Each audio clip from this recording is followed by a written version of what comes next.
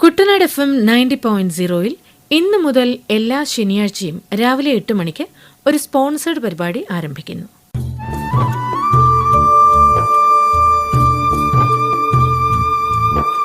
ഈ പരിപാടി സ്പോൺസർ ചെയ്തിരിക്കുന്നത് fertilisers and chemicals Travancore limited, Udyogamandal, Ernakulam.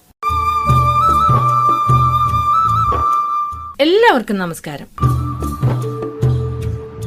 ഇന്നിവിടെ നമ്മൾ കൂടിയിരിക്കുന്നത് നമ്മുടെ കൃഷിക്ക് പ്രയോജനകരമായ ഒരു പദ്ധതിയെക്കുറിച്ച് മനസ്സിലാക്കാനാണ്.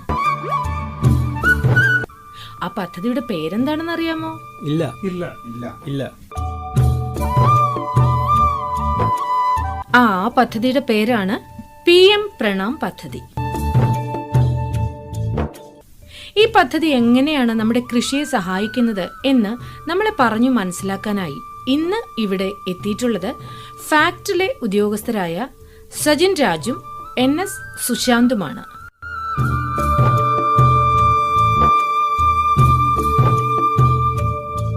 നമസ്കാരം സാർ. നമസ്കാരം. അപ്പോ PM പ്രണാം പദ്ധതിയെക്കുറിച്ച് ആദ്യം നമ്മളോട് സംസാരിക്കുന്നത് ശ്രീ NS സുശാന്താണ്. നമസ്കാരം മാഡം. ഇവിടെ എത്തിയിട്ടുള്ള എല്ലാവർക്കും നമസ്കാരം. എൻ്റെ പേര് NS സുശാന്ത്. ഞാൻ ഫെർട്ടിലൈസേഴ്സ് ആൻഡ് കെമിക്കൽസ് ട്രാവൻകൂർ, അതായത് നിങ്ങൾക്ക് എല്ലാവർക്കും പരിചിതമായിട്ടുള്ള FACTയെ പ്രതിനിധീകരിച്ച് ആണ് ഇവിടെ സംസാരിക്കുന്നത്.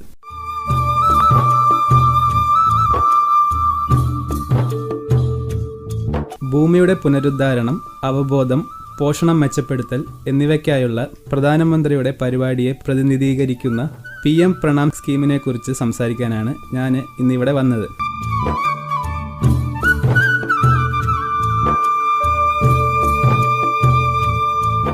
ഭൂമിയെ നമ്മുടെ സ്വന്തം അമ്മയെപ്പോലെ പരിപാലിക്കുന്നതിനും അതിനെ ആരോഗ്യത്തോടെ നിലനിർത്തുന്നതിനുമുള്ള സവിശേഷമായ ചുവടുവെപ്പാണിത്.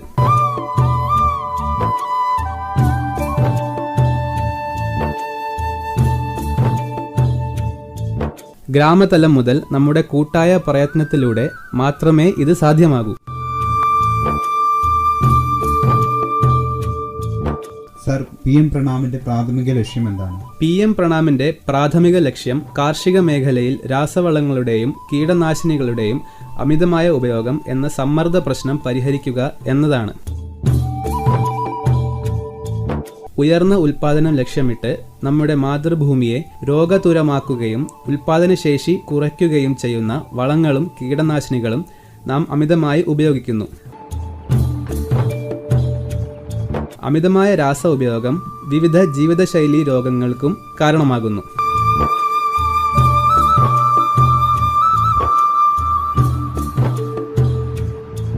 സാർ, ഞാനൊരു ചോദ്യം ചോദിച്ചോട്ടെ. ഈ മണ്ണിന്റെ പോഷണ സുരക്ഷയ്ക്കായിട്ട് ഇത് സഹായിക്കുമോ? മണ്ണിന്റെ പോഷണ സുരക്ഷയ്ക്കായി ജൈവവളങ്ങൾ കൃഷിയുമായി സംയോജിപ്പിച്ച് മണ്ണ് പരിശോധന അടിസ്ഥാനമാക്കിയുള്ള സമീകൃത വളങ്ങളുടെ ഉപയോഗം നാം സ്വീകരിക്കണം.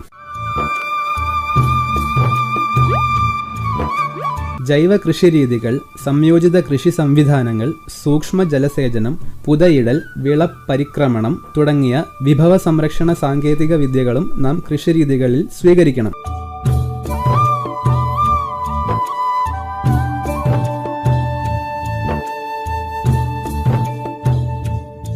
സുസ്ഥിര കാർഷിക രീതികളിലേക്കുള്ള ഈ മാറ്റം മണ്ണിന്റെ ഫലഭൂഷ്ഠിതയെ വർദ്ധിപ്പിക്കുകയും പരിസ്ഥിതി മലിനീകരണം കുറയ്ക്കുകയും ദീർഘകാല കാർഷിക ഉൽപാദനക്ഷമത വർദ്ധിപ്പിക്കുകയും ചെയ്യും.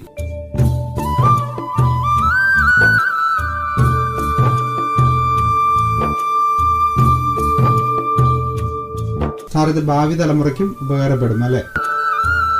നമ്മുടെ മാതൃഭൂമിയുടെ ആരോഗ്യ സുസ്ഥിരമായ കൃഷിക്കും ഭാവി തലമുറയ്ക്ക് ഭക്ഷ്യലഭ്യതയ്ക്കും വേണ്ടി ഉറപ്പാക്കണം. ഈ ദിശയിലുള്ള നിങ്ങളുടെ ശ്രമങ്ങൾ നിങ്ങളുടെ പ്രദേശത്തെ അടിസ്ഥാന സൗകര്യ വികസനം, ആരോഗ്യം, വിദ്യാഭ്യാസം മുതലായവയ്ക്ക് ഉപയോഗിക്കാവുന്ന മതിയായ പ്രോത്സാഹനവും നൽകും. ഈ പരിപാടി നിങ്ങൾക്കായി അവതരിപ്പിക്കുന്നത് FACT ഉദ്യോഗമണ്ഡൽ, എറണാകുളം. അപ്പോൾ എല്ലാ പ്രിയപ്പെട്ടവരും നമ്മുടെ ശ്രീ NS സുശാന്ത് സാർ സംസാരിച്ചത് കേട്ടല്ലോ. ഇനി നമ്മളോട് സംസാരിക്കാൻ പോകുന്നത് ശ്രീ സജിൻ രാജാണ്. സമീകൃത വളപ്രയോഗത്തെക്കുറിച്ചാണ് അദ്ദേഹം നമ്മളോട് സംസാരിക്കുന്നത്. നമുക്ക് അദ്ദേഹം എന്താണ് പറയുന്നത് എന്ന് കേൾക്കാം.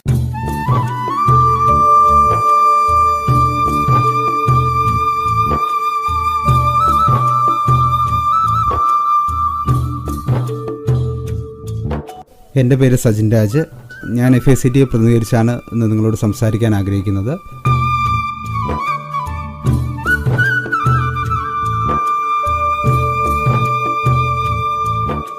ഇന്ന് കൃഷിയിൽ സമീകൃത വളപ്രയോഗം എന്ന നിർണായക ആശയം ചർച്ച ചെയ്യാൻ ഞാൻ ആഗ്രഹിക്കുന്നു.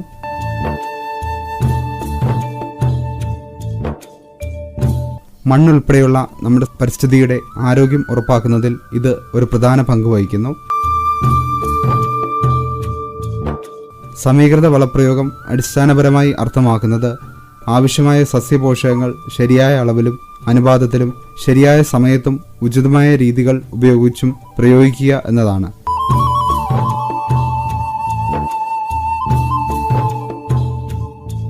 ഈ പ്രദേശത്ത് വളരുന്ന വിളകളുടെ ആവശ്യകത അനുസരിച്ച് നിങ്ങളുടെ സംസ്ഥാന സർവകലാശാലകൾ ഇതിനകം തന്നെ ഈ ഡോസുകൾ നിർദ്ദേശിച്ചിട്ടുണ്ട്.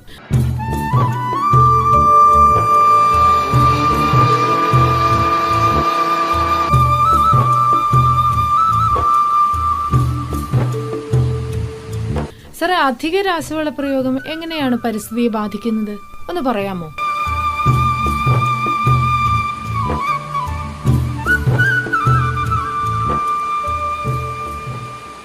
നിങ്ങൾ അധിക രാസവസ്തുക്കൾ ഉപയോഗിക്കുകയാണെങ്കിൽ അത് പോഷകങ്ങളുടെ ഒഴുക്ക്, ജലമലിനീകരണം, പരിസ്ഥിതി വ്യവസ്ഥകളിൽ പ്രതികൂല ഫലങ്ങൾ എന്നിവയിലേക്ക് നയിക്കുന്നു. ഈ അധിക രാസവസ്തുക്കൾ നമ്മുടെ ഭക്ഷ്യധാന്യങ്ങൾ, പച്ചക്കറികൾ, പഴങ്ങൾ എന്നിവയിൽ പ്രവേശിച്ച് നമ്മുടെ ആരോഗ്യത്തെ പ്രതികൂലമായി ബാധിക്കുന്നു.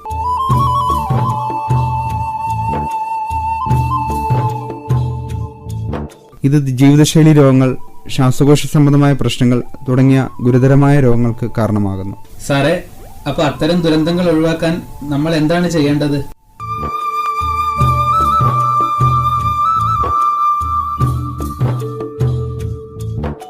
അത്തരം ദുരന്തങ്ങൾ ഒഴിവാക്കാൻ നിങ്ങൾ ചെയ്യേണ്ടത് മണ്ണിന്റെ അവസ്ഥ മനസ്സിലാക്കാൻ അടുത്തുള്ള ലാബിൽ മണ്ണ് പരിശോധന നടത്തണമെന്ന് ഞാൻ നിങ്ങളോട് അഭ്യർത്ഥിക്കുന്നു.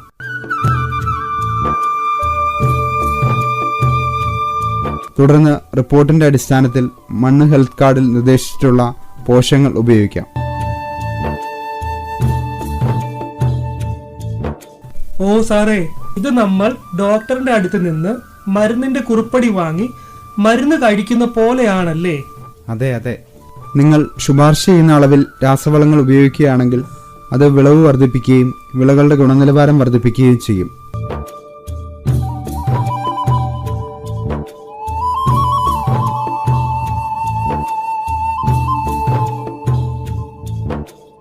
നല്ല പോഷകാഹാരമുള്ള മണ്ണിൽ വളരുന്ന പഴങ്ങൾ, പച്ചക്കറികൾ, ധാന്യങ്ങൾ എന്നിവ പലപ്പോഴും അവശ്യ പോഷകങ്ങളാൽ സമ്പന്നവും മികച്ച രുചിയുമാണ്. ഇതുവഴി മെച്ചപ്പെട്ട വിളവും ഗുണനിലവാരവും നമ്മുടെ കർഷകർക്ക് ഉയർന്ന ലാഭവും കിട്ടും. സാറേ, അപ്പൊ ഇത് കർഷകർക്ക് വളരെയധികം പ്രയോജനമുള്ള ഒരു ആശയമാണല്ലേ?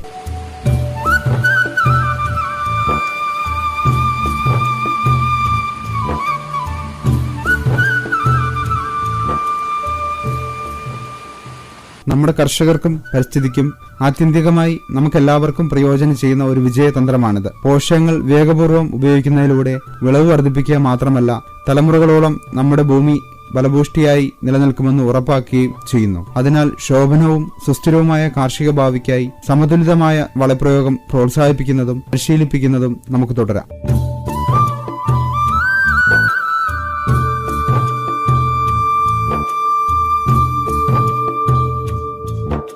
നിങ്ങളുടെ ഗ്രാമത്തിനും കുട്ടികൾക്കും കൃഷിഭൂമിക്കും നിങ്ങളുടെ ഭാവി തലമുറയ്ക്കും വേണ്ടി നിങ്ങൾ എല്ലാവരും ഈ നടപടികൾ സ്വീകരിക്കുമെന്ന് ഞാൻ പ്രതീക്ഷിക്കുന്നു. ഈ പരിപാടി നിങ്ങൾക്കായി അവതരിപ്പിക്കുന്നത് FACT ഉദ്യോഗമണ്ഡൽ, എറണാകുളം.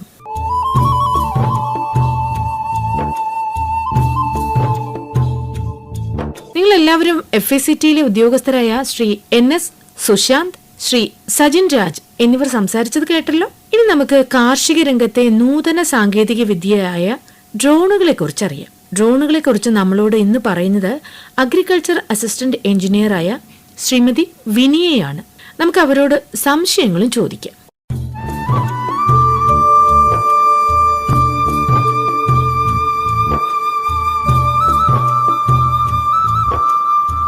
അതായത് ഡ്രോൺ എന്ന് വെച്ചാൽ എല്ലാവർക്കും അറിയാമായിരിക്കും. നമ്മളിപ്പോൾ പാടശേഖരങ്ങളിൽ അല്ലെങ്കിൽ വെജിറ്റബിൾസ്, പൈനാപ്പിളിനൊക്കെ നമ്മൾ അതിൻ്റെ സൂക്ഷ്മ മൂലകങ്ങൾ, അത് മൈക്രോ ന്യൂട്രിയൻസോ അല്ലെങ്കിൽ ഫെർട്ടിലൈസേഴ്സോ നമ്മൾ സ്പ്രേ ചെയ്യുന്നുണ്ട്. അപ്പോൾ അത് ചെയ്യുന്നതിന് ഇപ്പം നമുക്ക് 1 ഏക്കർ ചെയ്യുന്നതിന് 2-3 മണിക്കൂർ വേണം നമ്മൾ മാനുവലി ചെയ്യുകയാണെന്നുണ്ടെങ്കിൽ. പക്ഷേ ഡ്രോൺ ഉപയോഗിച്ച് ചെയ്യുകയാണെങ്കിൽ 8 മിനിറ്റ് കൊണ്ട് നമുക്ക് 1 ഏക്കർ സ്പ്രേ ചെയ്യാനായിട്ട് സാധിക്കും. അപ്പോൾ അത് ലീഫിലായിരിക്കും സ്പ്രേ ചെയ്യാൻ. ഇതിപ്പോൾ ഡ്രോൺ ഉപയോഗിച്ച് ചെയ്യുമ്പോൾ അതിൻ്റെ ലീഫിലായിരിക്കും പോകുന്നത്. അപ്പോൾ പാഡിക്കാണ് നമ്മളിപ്പോൾ കോട്ടയം ജില്ലയിലും ആലപ്പുഴ തകഴിയിൽ കഴിഞ്ഞ ആഴ്ച കഴിഞ്ഞായിരുന്നു 120 ഹെക്ടറോളം ഡ്രോൺ ഉപയോഗിച്ച് സ്പ്രേ ചെയ്തിട്ടുണ്ട്. ആ ഡ്രോൺ എന്ന് പറയുന്നത് നമ്മുടെ ഡ്രോൺ അവർ വാങ്ങിയതാണോ? അല്ല, അത് നമ്മുടെ ഗവൺമെന്റ് തന്നെ സ്മാം എന്ന് പറയുന്ന സ്കീമിൽ സബ്സിഡിയിൽ ഫാർമർ പ്രൊഡ്യൂസേഴ്സ് ഓർഗനൈസേഷന് കൊടുത്തിരിക്കുകയാണ്. ഇപ്പം നമ്മൾ ഗവൺമെന്റ് 300 ഹെക്ടറോളം സ്പ്രേ ചെയ്യാനായിട്ട് നമുക്കൊരു സബ്സിഡി ഫണ്ട് അനുവദിച്ചിട്ടുണ്ട്. ഓരോ ജില്ലയിലും കർഷകർക്ക് അതിൻ്റെ 1 ഹെക്ടർ ചെയ്യുന്നതിന് 3000 രൂപ വെച്ചിട്ട് കർഷകർക്ക് നമുക്ക് ചെയ്തു കൊടുക്കാം. ഇവരുടെ അതായത് ഈ FPOസിന് നമ്മൾ എന്തായാലും നമ്മുടെ ഗവൺമെന്റ് സബ്സിഡിയിൽ കൊടുത്തതാണല്ലോ. അതൊരു ഫാർമർ പ്രൊഡ്യൂസേഴ്സ് ഓർഗനൈസേഷൻ. അവർ വഴി കർഷകർക്ക് സഹായങ്ങൾ എത്തിക്കുന്നതിന് വേണ്ടിയിട്ട് പെട്ടെന്ന് തന്നെ കൃഷിയിലേക്ക് എന്താ പറയുക, ഈ ന്യൂട്രിയൻസോ അല്ലെങ്കിൽ ഫെർട്ടിലൈസറോ ചെയ്യുന്നതിന് വേണ്ടിയിട്ട് സ്കീം വന്നേക്കുന്നതാണ്. 300 ഹെക്ടർ 1 ഹെക്ടർ 3000 രൂപ വെച്ചിട്ട്. അപ്പോൾ അത് സ്റ്റാർട്ട് ചെയ്തു. ആലപ്പുഴ ജില്ലയിൽ എല്ലാ ജില്ലയിലും തന്നെ സ്റ്റാർട്ട് ചെയ്തിട്ടുണ്ട്.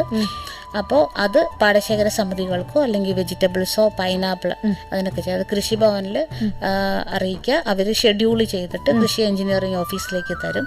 അതിനനുസരിച്ചിട്ട് നമ്മൾ ഇത്ര ദിവസം വേണം ഇത്ര ഏരിയ ചെയ്യുന്നതിന്. എന്നിട്ട് അത് FPOസിന് ഇൻസ്ട്രക്ഷൻ കൊടുത്തിട്ട് അവർ വഴി ചെയ്തിട്ട് അവർ ക്ലെയിം ആക്കി നമുക്ക് തരും. അതിനനുസരിച്ചിട്ടായിരിക്കും ഫണ്ട് കൊടുക്കുന്നത്.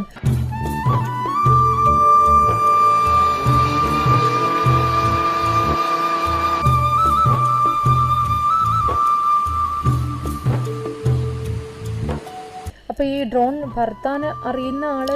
അതെ, പൈലറ്റ് ഉണ്ട്. അത് ഈ ഓരോ FPOസിന് ലൈസൻസ്ഡ് പൈലറ്റ് ഇപ്പോൾ ഉണ്ട്, അവർക്ക് ഓൾറെഡി ഉണ്ട്. പിന്നെ നമ്മൾ ഡ്രോൺ പറത്തുമ്പോൾ കുറച്ച് മാനദണ്ഡങ്ങൾ പറയുന്നുണ്ട്. നമ്മൾ പോലീസ് സ്റ്റേഷനിലോ അല്ലെങ്കിൽ ഫയർ സ്റ്റേഷനിലോ ഒക്കെ നമ്മൾ അറിയിക്കും. ആ ഒരു സ്ഥലമൊക്കെ നോക്കും. അവിടെ ഒത്തിരി ആൾക്കാരൊന്നും കൂടി നിൽക്കാൻ പാടില്ല. അത് അതിനനുസരിച്ചിട്ട് നമ്മുടെ FPOs ഇപ്പോൾ ഡ്രോൺ പൈലറ്റ് അത് ശ്രദ്ധിക്കും. ഞങ്ങൾ നമ്മളുടെ ഇൻസ്ട്രക്ഷൻ വഴിയായിരിക്കും അവരത് ചെയ്യുന്നത്. അപ്പൊ ഈ കഴിഞ്ഞ ദിവസം തകഴിയിലുണ്ടായിരുന്നു. തകഴിയിലുണ്ടായിരുന്നു. അപ്പൊ നമുക്ക് അങ്ങനെ കൂടുതൽ പാടശേഖര സമിതിക്കൊക്കെ അത്തരം കാര്യങ്ങൾ ചെയ്യാവുന്നതാണ്. ഇപ്പൊ അവരിപ്പോ പുഞ്ചകൃഷി വരുന്നതേ ഉള്ളൂ. അപ്പൊ വിരിപ്പിനാണ് ചെയ്തുകൊണ്ടിരിക്കുന്നത്. അപ്പോൾ അവര് കൃഷി ഓഫീസേഴ്സിനെ നമ്മൾ ചോദിച്ചിട്ടുണ്ട്, കളക്ട് ചെയ്ത് തരാനായിട്ട് പറയുന്നുണ്ട്. അതായത് ഇപ്പോൾ 35 ഡേയ്സിന്, അതായത് സോയിങ് കഴിഞ്ഞ് 35 ഡേയ്സിനോ അല്ലെങ്കിൽ 60 ഡേയ്സിനോ ആയിരിക്കും അതിൻ്റെ ന്യൂട്രിയൻസ് കൊടുക്കുന്നത്. ഇപ്പോൾ സമ്പൂർണ്ണ എന്ന് പറയുന്ന ഒരു ന്യൂട്രിയൻസ് KVK തയ്യാറാക്കിയതാണ്. അതാണിപ്പോൾ കൊടുക്കുന്നത്. മൈക്രോ ന്യൂട്രിയൻസ് ആണ്. അതിപ്പോൾ 1 ഏക്കറിന് 1 കിലോ എന്നുള്ള രീതിയാണ് നമുക്ക് KVK റെക്കമെൻഡ് ചെയ്യുന്നത്. അതനുസരിച്ചിട്ടാണ് അതിന് സ്പ്രേ ചെയ്യുന്നത്.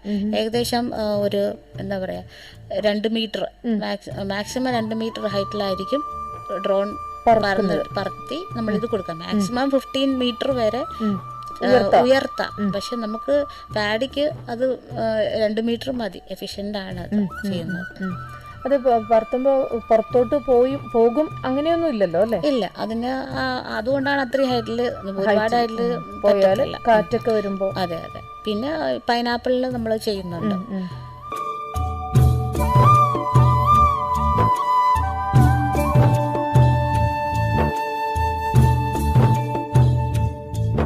അത് സ്മാം പദ്ധതിയിലാണ്. പദ്ധതിയിൽ അവർക്ക് FPOക്ക് 75% സബ്സിഡിയിൽ, അതായത് ഒരു കമ്മിറ്റി ഉണ്ടായിരുന്നു, ജില്ലാ കമ്മിറ്റി ഉണ്ടായിരുന്നു. ആ കമ്മിറ്റി അനുസരിച്ചിട്ട് FPOസിനെ സെലക്ട് ചെയ്തത്. ആ സെലക്ട് ചെയ്തിട്ട് ആണ് ഇവരെ 75% സബ്സിഡിയിൽ കൊടുത്തത്. അതായത് ഈ FPO തന്നെ അവർ എന്താ പറയുക, എലിജിബിൾ ആയിരിക്കണം കർഷകരിലേക്ക് എത്തിക്കുന്നതിന് വേണ്ടിയിട്ട് ഈ ഡ്രോണ്. അങ്ങനെയാണ് അവരെ തിരഞ്ഞെടുത്തത്. ആ കമ്മിറ്റിയിൽ KVK എന്നുണ്ട്, അസിസ്റ്റന്റ് എക്സിക്യൂട്ടീവ് എഞ്ചിനീയർ ഉണ്ട്, പ്രിൻസിപ്പൽ കൃഷി ഓഫീസർ, എല്ലാവരും തന്നെയുണ്ട്. അവരാണ് ഓരോ FPO ഓരോ ജില്ലയിലും തിരഞ്ഞെടുത്തിട്ട് അവർക്ക് സബ്സിഡി. പക്ഷേ അത് കഴിഞ്ഞ വർഷമായിരുന്നു. ഈ വർഷം നമുക്ക് വ്യക്തികൾക്കും 50%നും സൊസൈറ്റി ആയിട്ടും ഒക്കെ നമുക്ക് ഡ്രോൺ വാങ്ങാം. 10 ലക്ഷം കഴിഞ്ഞ വർഷം കൊടുത്ത് 10 ലക്ഷമായിരുന്നു നമ്മുടെ ഡ്രോണിൻ്റെ വില വരുന്നത്. ബാറ്ററിയാണ്, ബാറ്ററിയും പെട്രോളും ഉണ്ട്. ഇപ്പോൾ ബാറ്ററി ഓപ്പറേറ്റഡ് ആണ് കൊടുത്തിരിക്കുന്നത്. അപ്പോൾ അത് 75% സബ്സിഡി. ഇപ്പോൾ ഈ വർഷം വ്യക്തികൾക്കും 50% സബ്സിഡിയിൽ വന്നിട്ടുണ്ട്. പക്ഷെ ഇപ്പോൾ ഇതുവരെ ആരും വാങ്ങിയിട്ടില്ല. നമ്മുടെ സ്കീം സ്റ്റാർട്ട് ചെയ്തത് ഓഗസ്റ്റിലല്ലേ. വ്യക്തികൾക്കും കിട്ടും അല്ലേ? വ്യക്തികൾക്കും ഡ്രോൺ ഈ വർഷം തൊട്ട്. പക്ഷെ ഇപ്പൊ വാങ്ങിയിരിക്കുന്നത് നിലവിൽ പാടശേഖര സമിതിയും അതുപോലെ തന്നെ പാടശേഖര സമിതി അല്ല, നമ്മുടെ ഫാർമർ പ്രൊഡ്യൂസേഴ്സ് ഓർഗനൈസേഷൻ FPOs മാത്രമേ വാങ്ങിയിട്ടുള്ളൂ. അപ്പൊ തകഴിയിൽ ചെയ്തത് FPOയുടെ ഡ്രോൺ ഉപയോഗിച്ചിട്ടാണ് ചെയ്തിരിക്കുന്നത്. അപ്പൊ അവരത് വാങ്ങിയതാണ്. അതെ, ഡ്രോൺ വാങ്ങിയതാണ്. FPO വാങ്ങിയതാണ്, അവർക്ക് സബ്സിഡി കൊടുത്തതാണ്. കഴിഞ്ഞ വർഷത്തെയാണ്. ഞാൻ വിചാരിച്ചു റെന്റിന് എങ്ങനെ എടുക്കാൻ പറ്റുമോ? ഈ റെന്റിന് ചെയ്യാം. ഇപ്പൊ റെന്റിന് ഇപ്പോ 700 രൂപ പെർ ഏക്കറാ പറഞ്ഞിരിക്കുന്നത്, പ്ലസ് GST. ഇതിപ്പോ നമ്മളിപ്പോ സ്കീമിലല്ലേ കൊടുക്കുന്നത്. അല്ലാണ്ട് ഇപ്പൊ സ്കീം ഇല്ലാത്ത സമയത്ത് FPOയുടെ കയ്യിൽ നിന്ന് കർഷകർക്ക് റെന്റിന് അത് വാങ്ങാം. അപ്പൊ അതിന്റെ റേറ്റ് എന്ന് പറയുന്നത് 1 ഏക്കറിന് 700 രൂപയാ വരുന്നത്. 700 രൂപ പ്ലസ് അതിന്റെ GST. ബാക്കി ഇപ്പൊ ന്യൂട്രിയൻസ് ഒക്കെ അവര് വാങ്ങി കൊടുക്കേണ്ടി വരും. നമ്മൾ അടിക്കേണ്ടി വരും. അവരിപ്പോ പാടശേഖര സമിതി തന്നെ വാങ്ങണം. ഡ്രോൺ നമ്മൾ ആരാണോ ഇവരുടെ ഹയർ ചെയ്യുന്ന അവര് വാങ്ങണം എന്നല്ലേ? അതെ, അത് സ്മാം പദ്ധതിയിലാണ്. പിന്നെ AIF-ല് ഞാനിപ്പോൾ ഡ്രോണിന്റെ കാര്യം പറഞ്ഞപ്പോഴാണ് സ്മാമിലേക്ക് പോയത്. അപ്പോൾ AIF-ല് നമുക്ക് ഡ്രോൺ വാങ്ങുന്നതിന് നമുക്ക് ഇതിൽ പ്രോജക്റ്റ് വെക്കാം, AIF-ല് വാങ്ങാം. അത് പറഞ്ഞപ്പോൾ അങ്ങോട്ട് പോയത്. അപ്പൊ അതുമാതിരി ഇപ്പൊ ഡ്രോൺ അല്ല, ഇപ്പൊ എന്താ പറയാ, സ്മാമിൽ നമ്മൾ പമ്പിന്റെ കാര്യം പറഞ്ഞു. അപ്പൊ ഒരു കാർഷിക പ്രവർത്തനത്തിന് വേണ്ടിയിട്ട്, അതായത് കാർഷിക യന്ത്രവൽക്കരണ ഉപപദ്ധതി, ഇതില് കർഷകർക്ക് സബ്സിഡിയിൽ കാർഷിക യന്ത്രങ്ങൾ വാങ്ങാനായിട്ട് സാധിക്കും.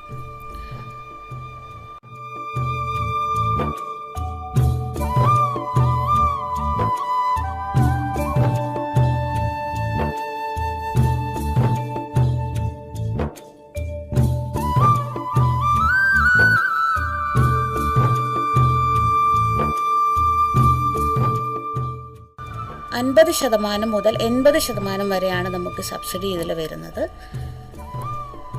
വ്യക്തികൾക്കും ഗ്രൂപ്പുകൾക്കും നമുക്ക് കാർഷിക യന്ത്രങ്ങൾ സബ്സിഡിയിൽ വാങ്ങാനായിട്ട് സാധിക്കും.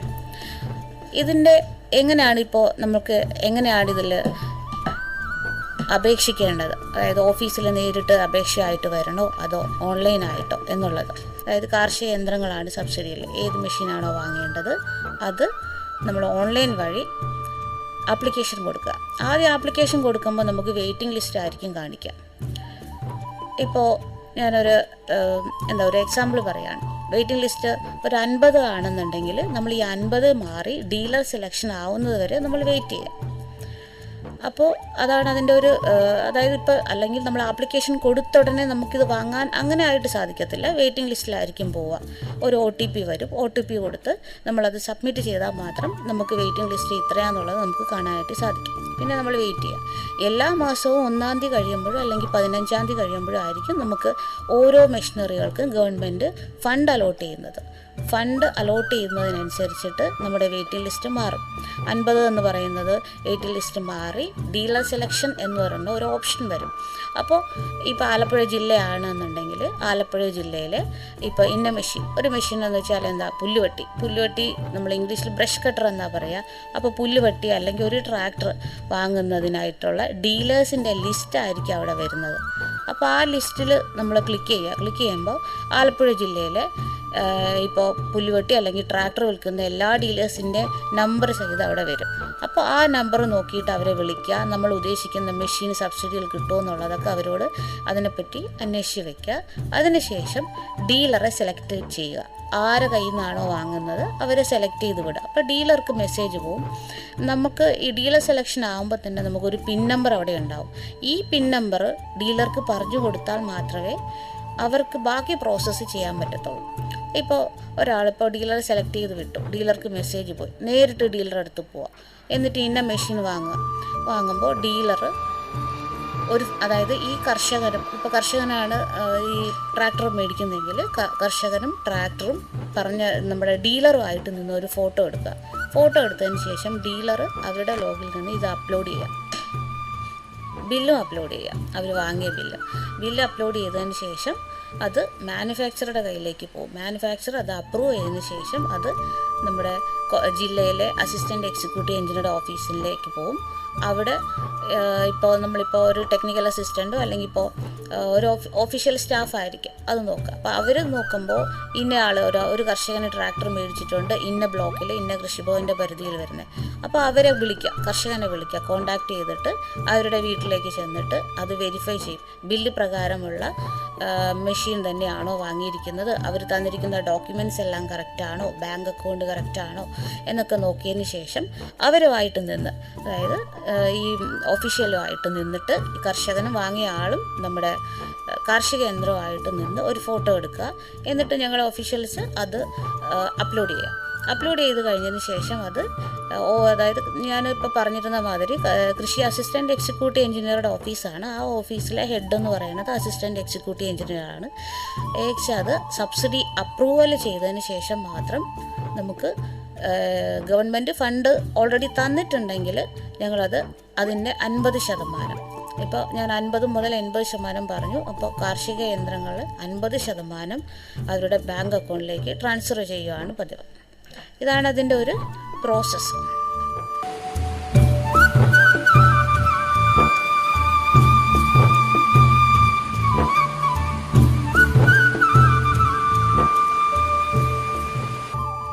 ഇനി ഇതിന് നമ്മളിങ്ങനെ ഈ പ്രോസസ്സ് കേട്ടപ്പോൾ നമുക്ക് ഒരുപാട് കൂടുതൽ പ്രോസസ്സ് ഉണ്ട്.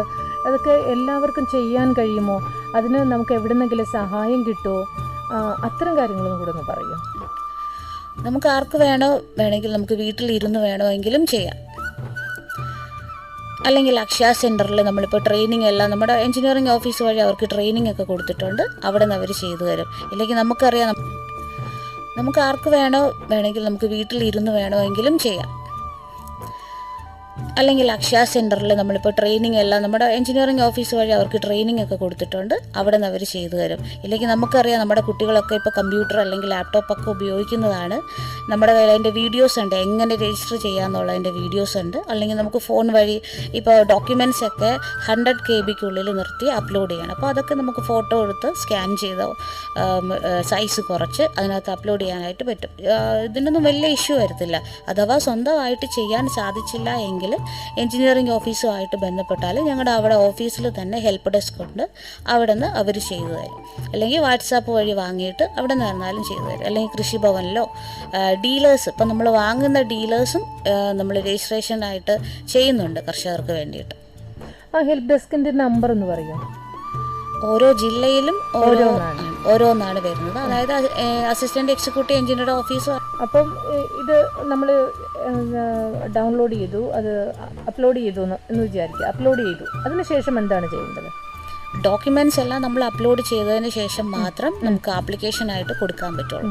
അപ്പോൾ എല്ലാ കർഷകരും വിചാരിക്കും നമ്മൾ ആദ്യം പോയി വാങ്ങിയിട്ട് പിന്നെ ബില്ല് കൊണ്ടുവന്നാൽ സബ്സിഡി കിട്ടുമോ എന്ന് ചോദിക്കും. അങ്ങനെയൊന്നും പറ്റത്തില്ല. എല്ലാം ഓൺലൈനാണ്. ഇപ്പോൾ ഡോക്യുമെൻറ്റ്സ് എല്ലാം അപ്ലോഡ് ചെയ്യുമ്പോൾ നമ്മുടെ രജിസ്ട്രേഷൻ കംപ്ലീറ്റ് ആവും. നമുക്ക് ഇത് എന്താ പറയുക, അത് 1 ടൈം രജിസ്ട്രേഷനാണ്. നമുക്ക് ഇനി വരുന്ന വർഷങ്ങളിലും ഇത് നമുക്ക് യൂസ് ചെയ്യാനായിട്ട് പറ്റും. അപ്പോൾ നമ്മൾ ഇതിൻ്റെ യൂസർ ഐഡിയും പാസ്വേഡും ഒക്കെ നമ്മൾ കയ്യിൽ സൂക്ഷിക്കുക. അതിനുശേഷം ഇപ്പോൾ ഈ വർഷം ഒരു ഫിനാൻഷ്യൽ ഒരു സാമ്പത്തിക വർഷത്തിൽ ഒരു വ്യക്തിക്ക്, ഒരു കർഷകന് 2 മെഷീൻ വാങ്ങാൻ പറ്റും. ഇപ്പോൾ ഒരു കർഷകന് ആദ്യം ഒരു ട്രാക്ടർ മേടിച്ചു. അതായത് ഞാൻ പറഞ്ഞ ഡോക്യുമെൻറ്റ്സ് എല്ലാം കഴിഞ്ഞ് നമുക്ക് യൂസർ ഐഡിയും പാസ്വേഡും കിട്ടിയതിന് ശേഷം ഓൺലൈനിൽ കയറി ട്രാക്ടറിന് ആപ്ലിക്കേഷൻ കൊടുക്കുക. അപ്പോൾ വെയിറ്റിംഗ് ലിസ്റ്റ് ആയിരിക്കും. അത് കഴിഞ്ഞ് വെയിറ്റിംഗ് ലിസ്റ്റ് മാറി, അതായത് ഇപ്പോൾ 50 1 വന്ന് ഡീലർ സെലക്ഷൻ ആയതിനു ശേഷം ആ വ്യക്തിക്ക് ട്രാക്ടർ മേടിക്കാനായിട്ട് പറ്റും. ഡീലറുമായിട്ട് കോണ്ടാക്ട് ചെയ്തിട്ട് പിന്നെ അത് ഞങ്ങളുടെ അക്കൗണ്ടിൽ വരും. ഞങ്ങൾ പോയി വെരിഫിക്കേഷൻ നടത്തും. അതിനുശേഷം സബ്സിഡി കർഷകന്റെ ബാങ്ക് അക്കൗണ്ടിലേക്ക് റിലീസ് ചെയ്യുകയാണ് ചെയ്യുന്നത്.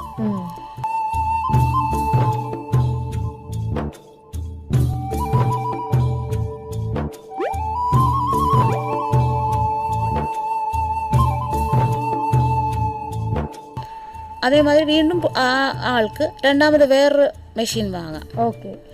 അങ്ങനെ ഒരു വ്യക്തിക്ക് 2 മെഷീൻ വാങ്ങാം. 50 മുതൽ 80%. അതിൽ ഈ വ്യക്തികൾ കാണുന്നുണ്ടെങ്കിൽ 50%ആണ് സബ്സിഡി പറയുന്നത്. പിന്നെ സ്ഥലം, ഇപ്പോൾ കരമടച്ചിൻ്റെ റെസിപ്റ്റിൻ്റെ കാര്യം പറഞ്ഞു. സ്ഥലപരിധി പറയുന്നില്ല, സ്വന്തം പേരിൽ സ്ഥലം വേണമെന്നും പറയുന്നില്ല. ഇപ്പോൾ വൈഫിൻ്റെ പേരിൽ ഇപ്പം നമ്മൾ പറയും ലേഡീസിന് മുൻഗണന ഉണ്ടാവും, അവർക്ക് വെയിറ്റിംഗ് ലിസ്റ്റ് വേറെ ആയിരിക്കും വരുന്നത്, പെട്ടെന്ന് തന്നെ നമുക്ക് കിട്ടും. അപ്പോൾ പറയും ഒരു കർഷകൻ പറയും എൻ്റെ വൈഫിൻ്റെ പേരിൽ അല്ലെങ്കിൽ അമ്മയുടെ പേരിൽ സ്ഥലം ഇല്ല, എൻ്റെ പേരിലാണ്. അപ്പോൾ അവർക്ക് പെട്ടെന്ന് വാങ്ങുകയും വേണം. അപ്പോൾ അവർക്ക് പുള്ളിയുടെ പേരിൽ കരമടച്ച റെസിപ്റ്റ് വെച്ചിട്ട് അപേക്ഷ കൊടുക്കുക. പകരം നമ്മുടെ ഒരു റേഷൻ കാർഡിൻ്റെ കോപ്പി, വൈഫായിരുന്നാലും ഒരു റേഷൻ കാർഡിൽ ഉണ്ടാവുമല്ലോ, അത് അപ്ലോഡ് ചെയ്യുക ഇതിൽ. അപ്പോൾ അത് ഞങ്ങൾ വെരിഫിക്കേഷൻ സമയത്ത് നോക്കും. പിന്നെ വേറെ ആളുടെ പേരിൽ കരമടച്ച റെസിപ്റ്റ് ആയിരുന്നാലും വാങ്ങാം.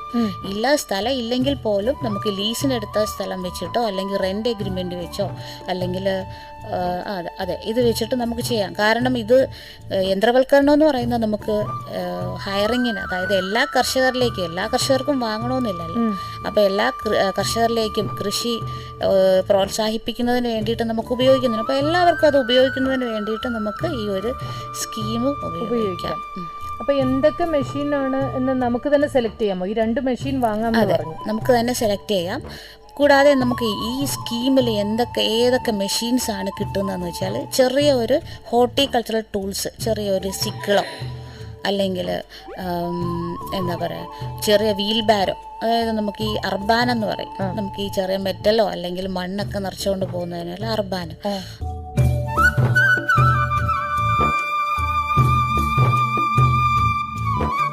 മെഷീനാണ് എന്ന് നമുക്ക് തന്നെ സെലക്ട് ചെയ്യാമോ? ഈ 2 മെഷീൻ വാങ്ങാമെന്ന് പറഞ്ഞു. നമുക്ക് തന്നെ സെലക്ട് ചെയ്യാം.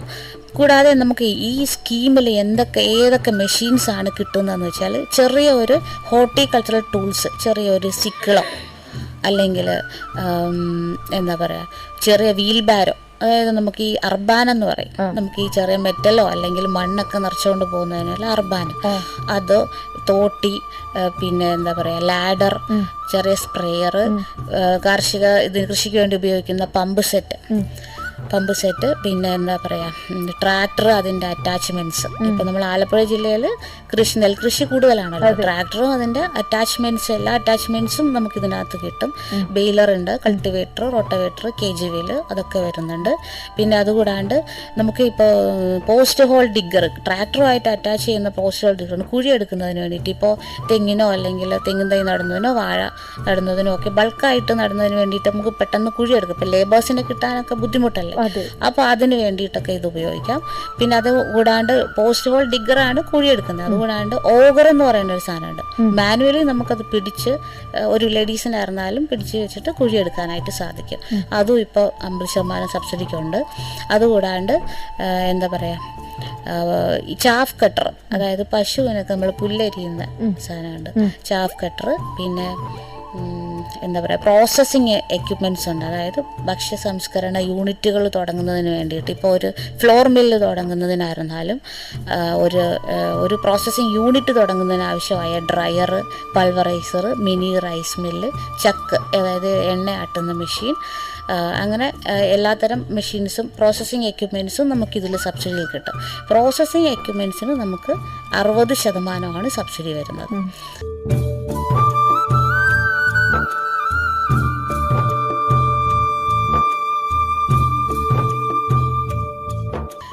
പിന്നെ അത് വ്യക്തികൾക്ക്, അത് ഇപ്പോൾ നമ്മുടെ ഇതിൻ്റെ ഒരു പ്രത്യേകത എന്ന് വെച്ചാൽ, സ്കീമിൻ്റെ പ്രത്യേകത എന്ന് വെച്ചാൽ കർഷകർ മാത്രമല്ല, അവർക്ക് മാത്രമല്ല അക്കൗണ്ട് വരുന്നത്, ഡീലേഴ്സിനും വരും, മാനുഫാക്ചേഴ്സിനും വരും, ഒഫീഷ്യൽസിനും നമുക്ക് അക്കൗണ്ട്സ് ഉണ്ട്. അപ്പോൾ ഏത് കാർഷിക യന്ത്രങ്ങൾ മാനുഫാക്ചേഴ്സ് ഇതിൽ തരുന്നത് അവർ ടെസ്റ്റ് ചെയ്തതിന് ശേഷം മാത്രം, ടെസ്റ്റ് സർട്ടിഫിക്കറ്റ് സബ്മിറ്റ് ചെയ്ത് അതിൻ്റെ ക്വാളിറ്റിയൊക്കെ നോക്കിയതിന് ശേഷം അവർ അപ്രൂവൽ കിട്ടിയതിന് ശേഷമാണ് നമ്മുടെ ഈ സ്മാമിൻ്റെ സ്കീമിൽ അവർക്ക് സബ്സിഡിയിൽ കൊടുക്കാനായിട്ട് സാധിക്കത്തുള്ളൂ.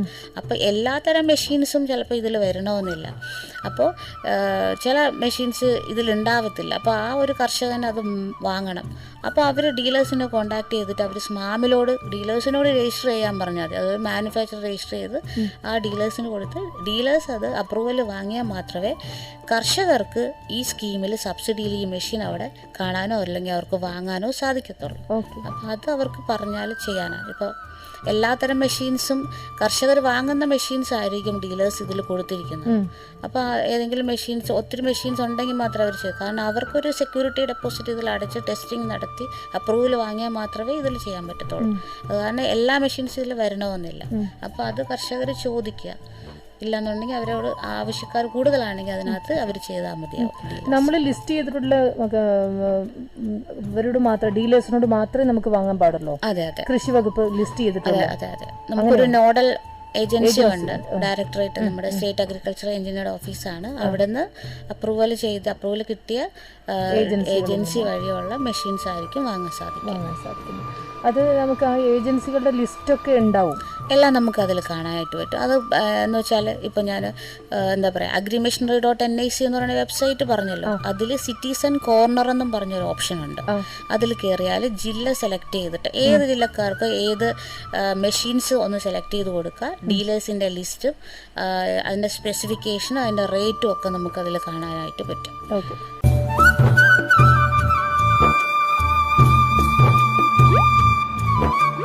അഗ്രികൾച്ചർ അസിസ്റ്റന്റ് എഞ്ചിനീയറായ ശ്രീമതി വിനിയ നൽകിയ ഡ്രോണുകളെക്കുറിച്ചുള്ള അറിവ് എല്ലാവർക്കും പ്രയോജനപ്പെട്ടുവെന്ന് കരുതട്ടെ.